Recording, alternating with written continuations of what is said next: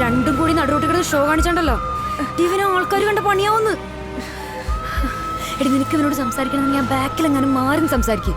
ബോധല്ലേ നിനക്ക്? സ്റ്റേഷന്റെ മുന്നിൽ വെച്ചിട്ട് ഓരോന്ന് ഇതൊക്കെ എവിടെ ചെന്ന് അവസാനിക്കുന്നുണ്ട്.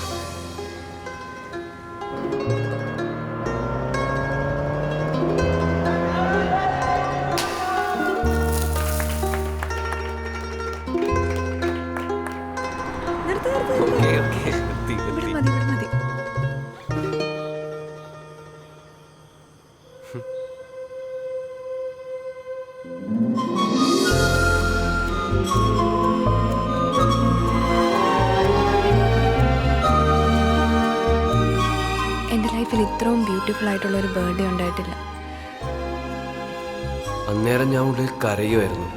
സത്യത്തിൽ താൻ അറിയാത്തൊരു കാര്യത്തിന് വേണ്ടിയാ അന്ന് രാത്രി ഞാൻ ഇറങ്ങിയത്.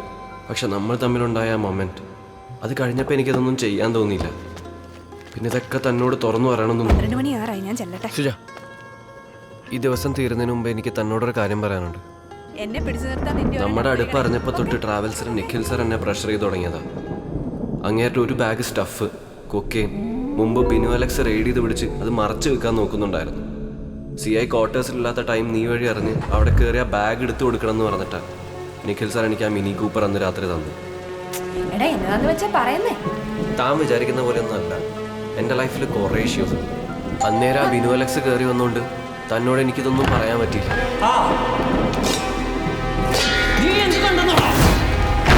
അയാളുമായിട്ട് ആ പ്രശ്നം ഉണ്ടായി കഴിഞ്ഞപ്പോൾ ഞാൻ തിരിച്ചു പോയതാ. കുറെ ദൂരം ചെന്നപ്പോൾ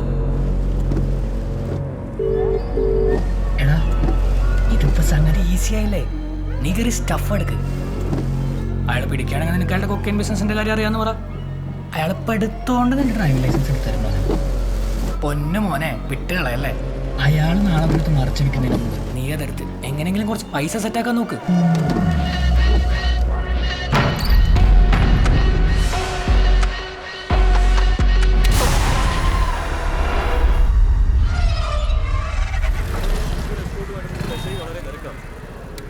അന്ന് രാത്രി ഞാൻ അവിടെ പോയത് ചിലപ്പോൾ ആരെങ്കിലും കണ്ടിട്ടുണ്ടാവും. പിന്നീട് പോലീസ് അന്വേഷിക്കുമ്പോൾ തനിക്കൊരു പ്രശ്നമാവണ്ടെന്ന് വെച്ചിട്ടാണ് ഞാൻ എങ്ങോട്ടെങ്കിലും മാറിപ്പോവാൻ നോക്കിയത്. അല്ലാതെ നീ അല്ലെങ്കിൽ പിന്നെ ആരാ?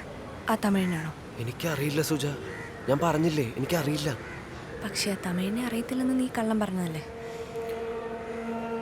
ആരൂനെ എനിക്കറിയാം. ഞങ്ങൾ 2.5 കൊല്ലം ചെന്നൈയിലൊരു ജുവനൈൽ ജയിലിൽ ഒന്നിച്ച് കിടന്നിട്ടുള്ളതാ.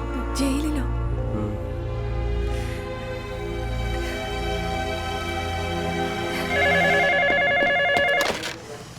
ஹலோ ஹலோ, நான் தமிழ்நாடு கிரைம் ரெக்கார்ட்ஸ் பியூரோலேருந்து SIM பெணிக்குக் பேசுகிறேன் சார். அங்கேருந்து சோலமன் சார் சரத் என்கிற ஆள்கிட்ட கிரைம் டீட்டெயில்ஸ் என்கொயரி பண்ணியிருந்தாரு. ஃபேக்ஸ் அனுப்பியிருக்கும். Okay sir.